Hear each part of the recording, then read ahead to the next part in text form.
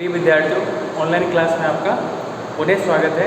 और ये जो वीडियो लेक्चर है आपका वो बीएससी सेकेंड ईयर फिजिक्स का पेपर 3 इलेक्ट्रॉनिक्स का वीडियो लेक्चर नंबर 3 है। ठीक है, चलिए स्टार्ट करते हैं इस वीडियो लेक्चर को।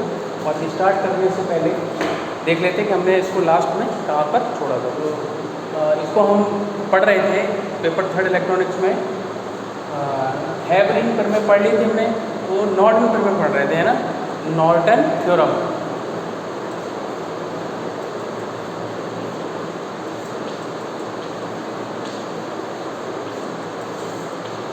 नॉर्टन प्रमेय, और नॉर्टन प्रमेय में हमने ये भी पढ़ लिया था कि इसमें क्वेश्चन किस प्रकार से पूछा जाता है। वो क्वेश्चन मैंने आपको लास्ट में लिख के भी बताया था। इससे पहले जो प्रीवियस वीडियो लेक्चर था उसमें हमने बताया था कि किस प्रकार से क्वेश्चन पूछेगा।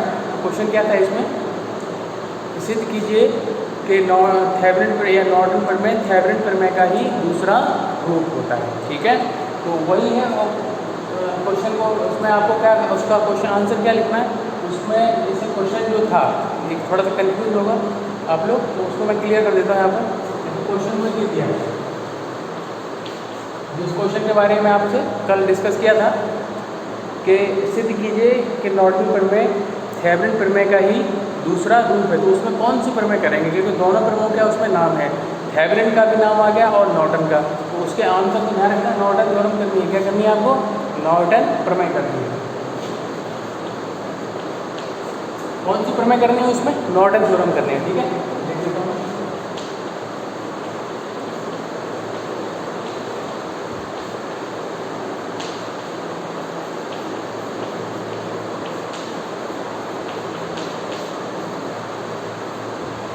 ठीक है, नॉर्टन प्रमेय को इसमें सिद्ध करना रहता है, जो क्वेश्चन हमने कल बताया था आपको इससे पहले वीडियो लेक्चर में। ठीक है, तो इसको हटा देते हैं, स्टार्ट करते हैं।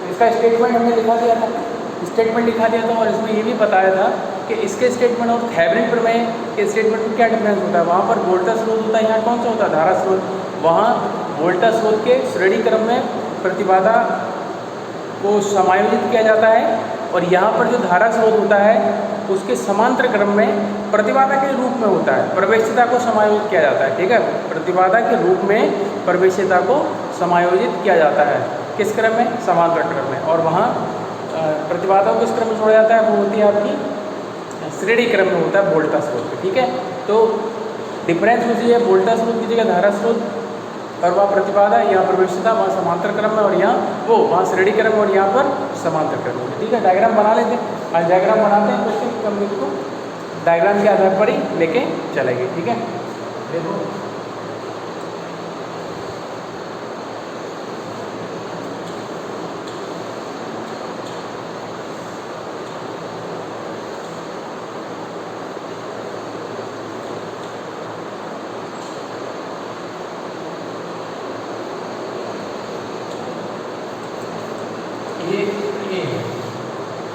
ये डायग्राम ए हमने लिख दिया यहाँ पर। ठीक है, दूसरा डायग्राम लिखते हैं।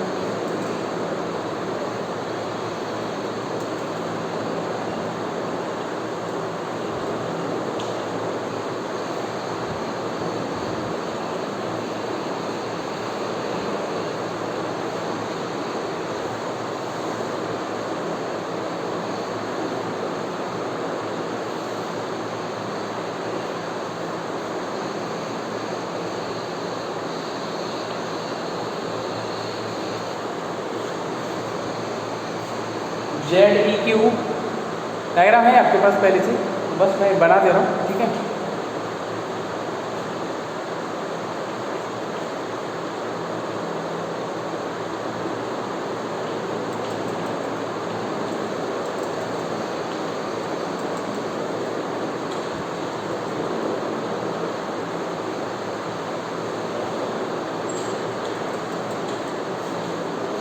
ठीक है, इतना आ जाएगा।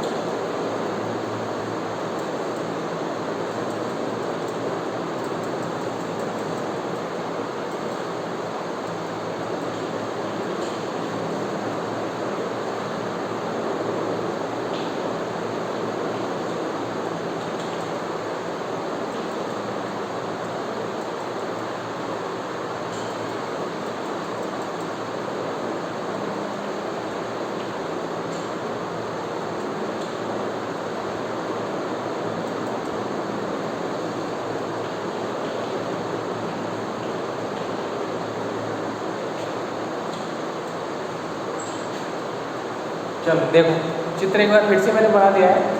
आपके पास में डायग्राम होगा, इससे पहले जो बनाया था उसमें बना दिया, इसमें अब इस चीज़ को समझ लीजिए, ठीक है। तो चित्र में देखो, हाँ इसको डायग्राम, ये बी नहीं, इसको सी मानो।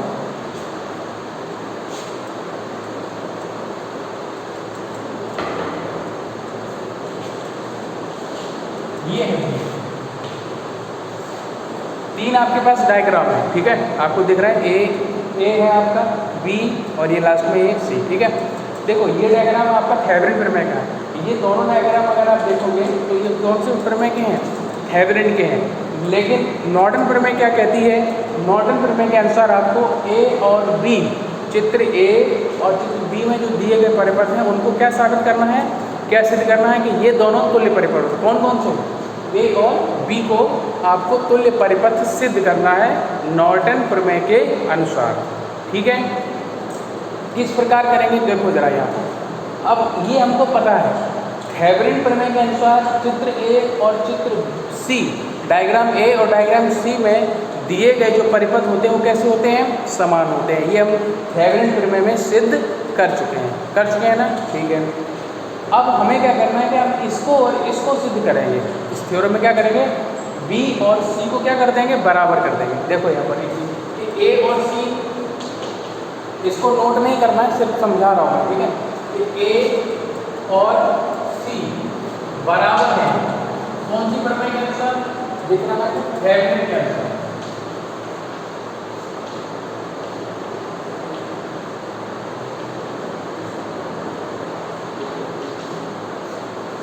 ए और सी बराबर है किसके अनुसार? थेवेनिन प्रमेय के अनुसार। अब हम क्या कर दें? बी और सी को सिद्ध कर दें।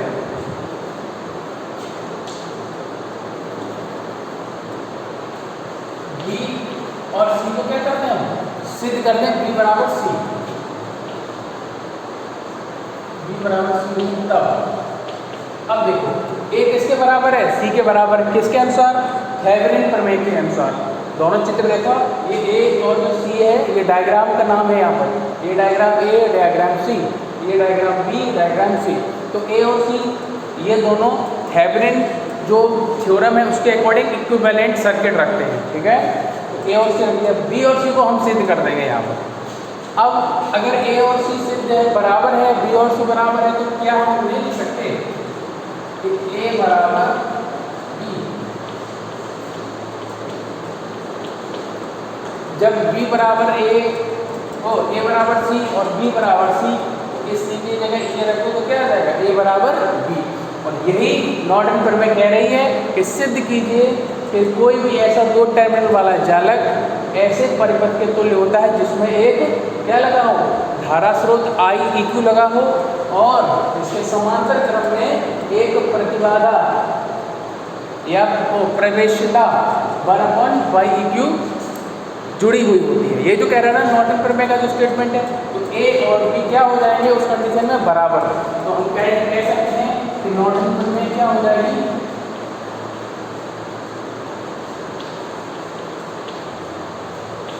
सिद्ध हो जाएगी। कंसेप्ट समझ में आ गया क्या करना है इसमें? सब काम डायग्राम पे बेस है। जो तीन डायग्राम है आपके उन पर बेस्ड है सारी चीज़ें। ए और बी ऑलरेडी ए और सी बराबर हैं अकॉर्डिंग टू थेवेनिन थ्योरम। इनको बराबर करना है। ये और ए और बी ऑलरेडी क्या हो जाएंगे? बराबर हो जाएंगे, ठीक है। ये काम हमको करना है। देखो आपके सामने वही चीज़। अब इनको क्या कर रहे हैं? हटा दे रहे हैं और स्टार्ट कर रहे हैं किस प्रकार से हमें करना है। एक चीज़ और देखो यहाँ पर कि यहाँ देखो प्रवेशिता का कोई, हालांकि अभी तक वास्तविक कोई भी सिंबल नहीं है। जैसे प्रतिरोध का सिंबल है, थोड़ा सा इसके बारे में चर्चा कर लें। देखो जरा,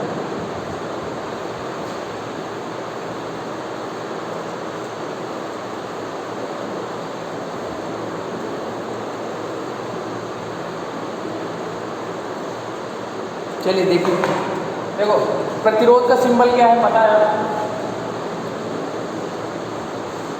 कुंडली का क्या है?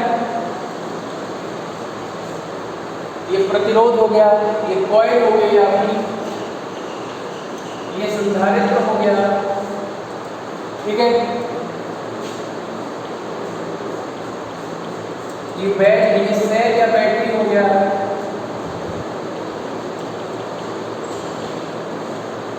इस प्रकार ये सभी के जो सिंबल हैं वो आप ये पढ़ते आए हो, लेकिन प्रवेशिता का कोई एक पर्टिकुलर सिंबल नहीं होता है। प्रतिबाधा जो वो प्रवेशिता जो है वो प्रतिबाधा की कैसी होती है, वाइस वर्सा यानी व्युत्क्रमानुपाती होती है। कैसी होती है?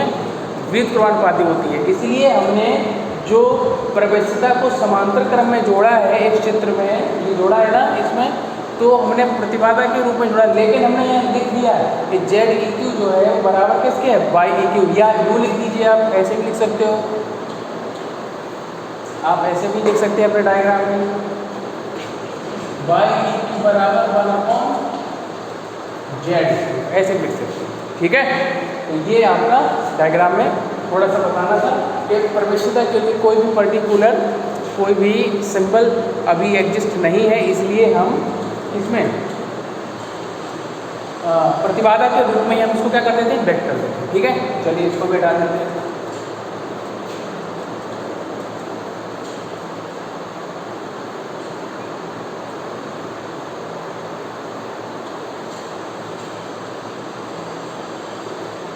एक चीज और ध्यान रखेंगे कि आई ई क्यू जो है वो लघुपथित धारा होती है जब टर्मिनल 1 और 2 को क्या कर दिया जाए? शॉर्ट कर दिया जाए, मतलब शॉर्ट सर्किट कर दिया जाए, लघुपथित कर दिया जाए। उस समय परिपथ में जो धारा प्रवाहित होगी उस धारा को क्या कहते हैं? आई ई क्यू। चलिए स्टार्ट करते हैं, थोड़ा प्रूव करते हैं।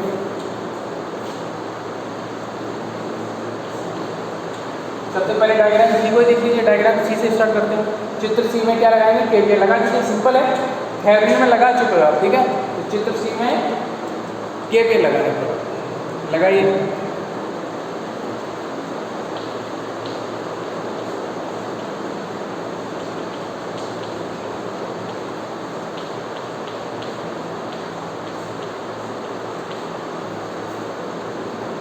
माइनस ई ई क्यू,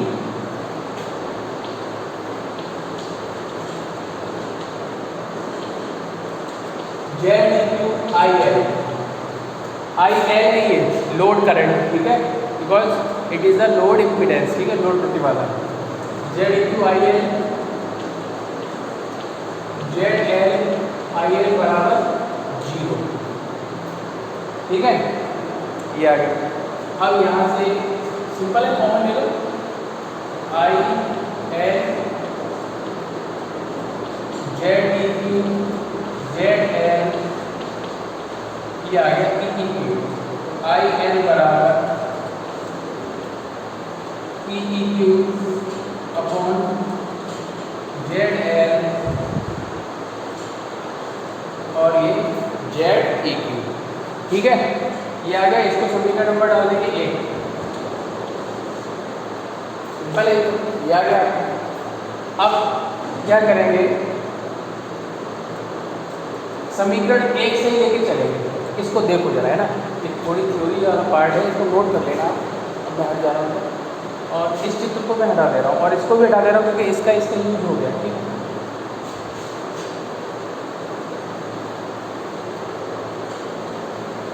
देखो एक चीज़ समझो जरा, इस चित्र में अगर ध्यान से देखेंगे आई एल करंट फ्लो हो रहा है। ठीक है, सारी चीज़ें उस चित्र को थोड़ा समझो। यहाँ पर 1 और 2 टर्मिनल है ना, ये लिखा है ऊपर 1 और ये क्या लिखा है 2। तो आई ई क्यू कौन सी धारा है? विद्युत धारा भी मैंने बताई। जब टर्मिनल 1 और 2 को क्या कर दिया गया है? लघुपथित कर दिया गया है, तो फिर उस समय जो प्रवाहित धारा होगी वो क्या होगी? आई ई। अब जरा ध्यान से देखो, 1 और 2 को लघुपथित कर देंगे तो ये लोड प्रतिबाधा जेड एल उसी के सिरों के बीच में, तो जेड एल क्या हो जाएगी? हट जाएगी। जेड एल का अस्तित्व क्या हो जाएगा? खत्म हो जाएगा। तो उस स्थिति में जो धारा प्रवाहित होगी वो क्या हो जाएगी? आपकी आई ई क्यू। अब इसी प्रकार समीकरण 1 में देखो, जब जेड एल का मान क्या हो जाएगा? हट जाएगा। जेड एल का मान क्या होगा? हटेगा। तो फिर इस आई एल को आप क्या लिख सकते हो? आई ई क्यू। जो लोड धारा प्रवाहित हो रही है वो किस में कन्वर्ट हो जाएगी? फिर आई ई क्यू। ठीक है, ये चीज़ हम इसमें नोट कर देंगे और लिख देंगे, है ना। इसको मैं इधर डालूँ, याद इसको डालूँ।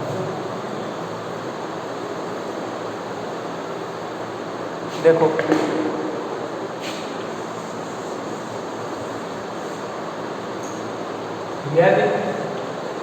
यदि टर्मिनल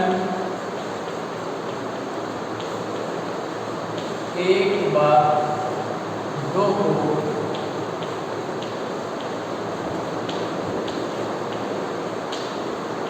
लघुपथित कर दिया जाए।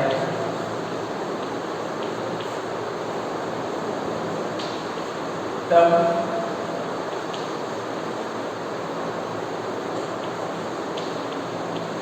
परिपथ में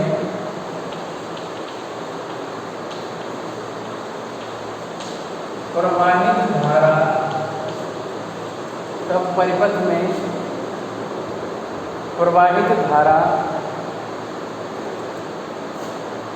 धारा की जगह लघुपथित धारा यूज करो, तो शॉर्ट सर्किट हुआ है इसलिए परिपथ में प्रवाहित लघुपथित धारा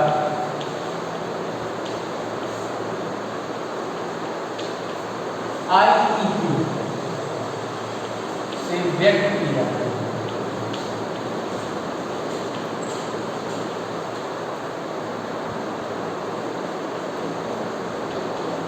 व्यक्त की जाती है, जबकि लोड प्रतिबाधा ZL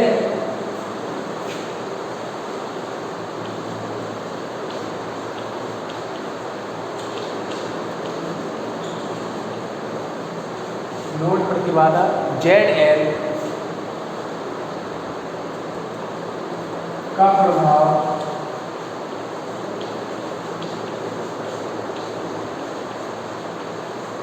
नगण्य होता है। ठीक है, ये थ्योरी आप लिख लेंगे इसको। अब समीकरण 1 के अनुसार यहाँ से ZL हटेगा और IL की जगह क्या आ जाएगा, IEQ आ जाएगा। ठीक है, तो यहाँ मैं लिख दे रहा हूँ, इसको समीकरण डाल दिया ना, समीकरण 2 आएगा, इसको हटा दीजिए।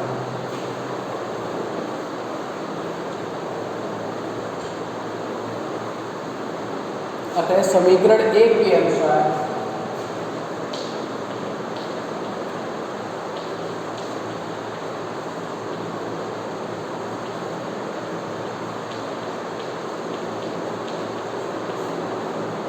समीकरण 1 के अनुसार समीकरण 1 को निम्न प्रकार लिखा जा सकता है।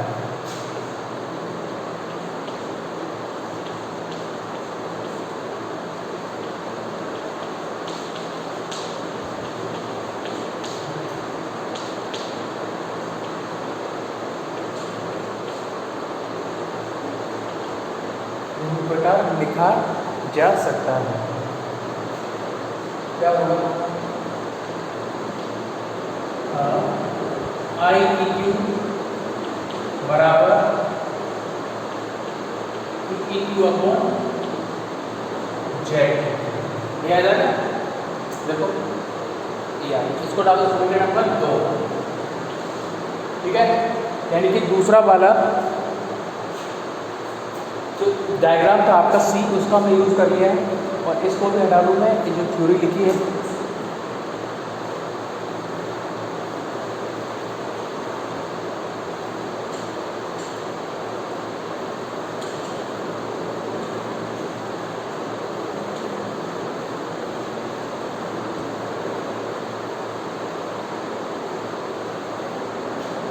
चलिए देखिए, चौक ले लो। अब क्या करेंगे, समीकरण वो चित्र B की हम बात करते हैं, डायग्राम B। तो डायग्राम B में हम क्या लगाएंगे, KVL लगाएंगे। देखो जरा ध्यान से,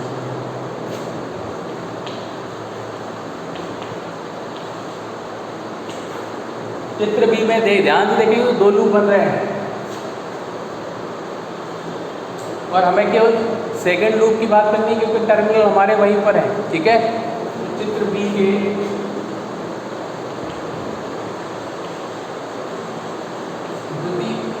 द्वितीय लूप में KVL लगाना, KVL लगाने पर लगाओ, KVL क्या आ जाएगा, IEQ IL ZL IL और कुछ बचा, ZL हो गया, IEQ हो गया। अब ध्यान रखो कि IEQ इधर भी कॉमन है, IEQ क्या धारा स्रोत है, इधर भी कॉमन है। तो एक इस Z, ये जो ZEQ या जो YEQ है, ठीक है, क्या है ये जेड ई क्यू, तो जेड ई क्यू को लेके चलो और क्या कर देंगे आई एल। अब देखो 3 में हो गया ना हमारे पास, क्योंकि ये भी तो जेड ई क्यू तो है, हमने इसको पलट के लिखा था। आप इसको ऐसे भी लिख सकते हैं जैसे हमने पहले लिखा था, देखो ध्यान से। अभी क्या कि जेड ई क्यू में लेके चल रहे हैं और लास्ट में बाद में पलट देंगे, जेड ई क्यू क्या लिख देंगे 1/y/e⁻, ठीक है। तो ये क्या है जेड ई क्यू बराबर 1/y/e⁻। तो ये जो जेड ई क्यू भी तो है, इसी जेड ई क्यू में कौन सी धारा प्रवाहित होगी I E Q. I E Q I L नहीं होगा यहाँ पर, क्योंकि आई ई क्यू तो ये भी धारा है और आई एल भी धारा और धारा का गुणनफल नहीं होता है केवल में, किसका होता है वोल्टेज और प्रतिरोध और धारा का गुणनफल होता है, ठीक है। प्रतिरोध यहाँ पर क्या है जेड ई क्यू और आई ई क्यू, लेकिन हम आई एल को लेके चल रहे हैं और आई ई क्यू आई एल के कैसे विपरीत है। देखो आई ई क्यू नीचे आ रही है और आई एल कहाँ जा रही है ऊपर, तो ये जो लेंगे वो किस चिन्ह के साथ लिया जाएगा माइनस के साथ, ये होगा। और बाकी जेड एल हो गया, ठीक है, और Z E Q I L भी हो गया, ठीक है।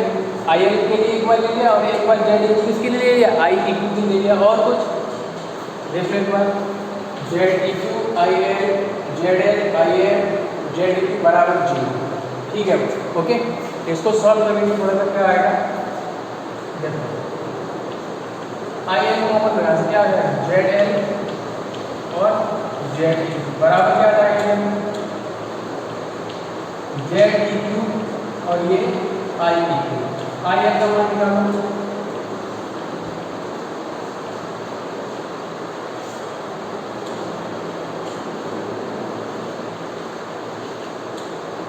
ये आ गया हमारा, ठीक है। इसको समीकरण डाल देंगे 3, ये क्वेश्चन कौन सा आ गया आपका 3 आ गया, ठीक है। अब इसको मैं हटा दे रहा हूँ,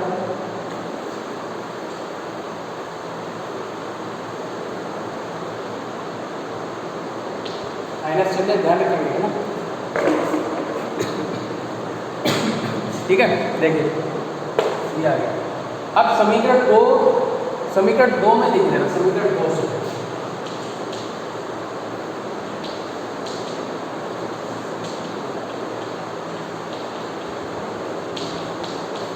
आई ई क्यू इंटू जेड, ये तो निकलेगा। अगर आप ध्यान से देखें समीकरण 2 से ई क्यू का मान, तो आई ई क्यू और जेड ई क्यू किसके बराबर सकते हैं ई क्यू, ये मान समीकरण 3 में रखने पर तो क्या आ जाएगा आई एल बराबर ई क्यू जेड एल और ये आ गया आपका जेड, समीकरण नंबर 4। अब समीकरण 1 और समीकरण 4 को आप ध्यान से देखिए, आई एल दोनों ही लोड प्रतिरोध लोड धारा है। समीकरण 1 में कौन सा था चित्र सी के द्वारा जो लोड करंट निकला था, और ये कौन सा है चित्र बी में जो लोड करंट है, दोनों की वैल्यू कैसे आ रही है समान। तो इसने सिद्ध कर दिया ना कि चित्र बी और चित्र सी में जो लोड धारा प्रवाहित हो रही है वो कैसी है समान है, इसलिए दोनों ही परिपथ कैसे होंगे समतुल्य परिपथ होंगे, है ना। इसको लिखेंगे, इसको नोट कर लेना, ठीक है।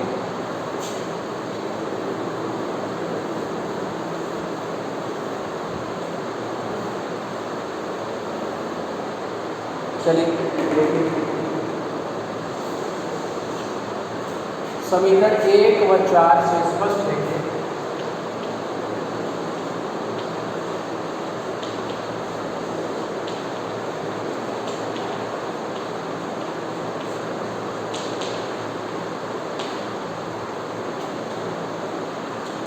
क्या स्पष्ट है कि चित्र बी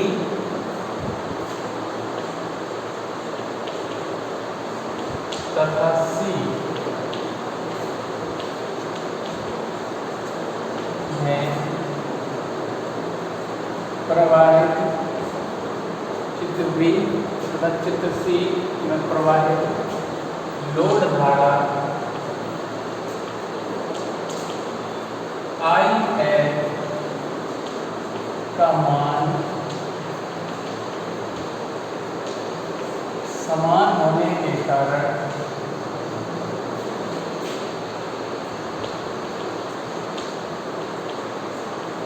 दोनों परिपथ समतुल्य होंगे।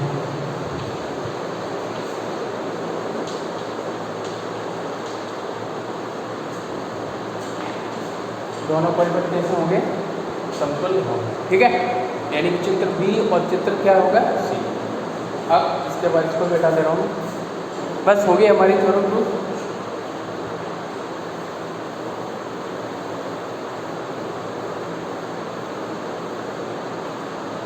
यदि चित्र ए और चित्र ए यदि चित्र ए तथा सी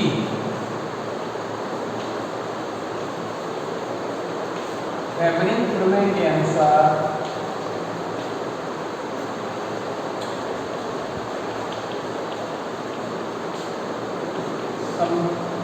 चित्र ए तथा चित्र सी थेवेनिन परिमेय के अनुसार समतुल्य होंगे, तो चित्र ए तथा चित्र बी, ए और बी को सिद्ध करना है ना, चित्र ए तथा बी भी समतुल्य होंगे, समतुल्य होंगे। चित्र ए और चित्र बी का मतलब है चित्र ए और बी में जो आपके क्या दिए गए हैं, परिपथ दिए गए हैं, वो समतुल्य होंगे। ठीक है, अतः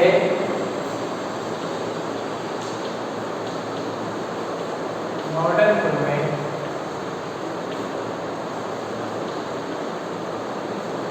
सिद्ध, ये हो गई आपकी प्रमेय। ठीक है, ऐसे लिख सकते हैं हम।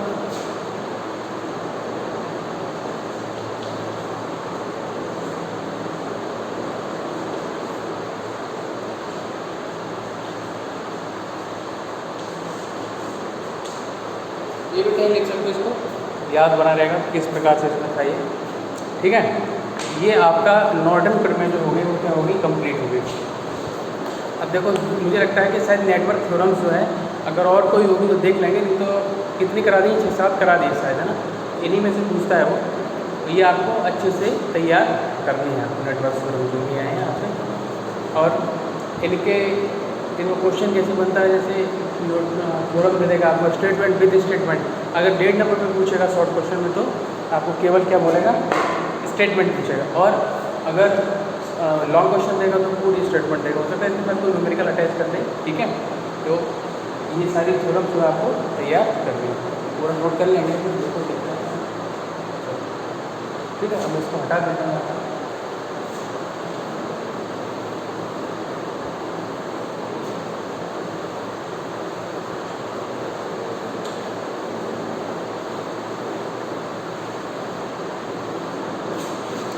यूनिट फर्स्ट चल रही है, तो यूनिट फर्स्ट का लगभग जो है आपका 70% पार्ट, 70-80% पार्ट खत्म हो गया, बहुत जल्दी खत्म हो जाएगी यूनिट, है ना। अब जो पार्ट है, नेक्स्ट पार्ट है, उसमें आप डायोड के बारे में पढ़ेंगे। ठीक है, डायोड और डायोड से रिलेटेड जो भी टॉपिक होते हैं, कैसे सेमीकंडक्टर डायोड जो है डोप्ड होता है, कैसे बनता है, बहुत सारी चीज़ें इसके बारे में हम जानेंगे, है ना। चलिए, तो फिर मिलते हैं नेक्स्ट वीडियो लेक्चर में। और भी अगर कोई डाउट हो तो आप पूछ सकते हो, भेज दिया करो, जैसे पहले भेजते थे। कोई दिक्कत अगर हो तो आप मेरे को उसमें पूछ सकते हैं, कैसे भी करते। व्हाट्सएप नंबर आपको पता है मेरा। ठीक है, चलिए, थैंक यू।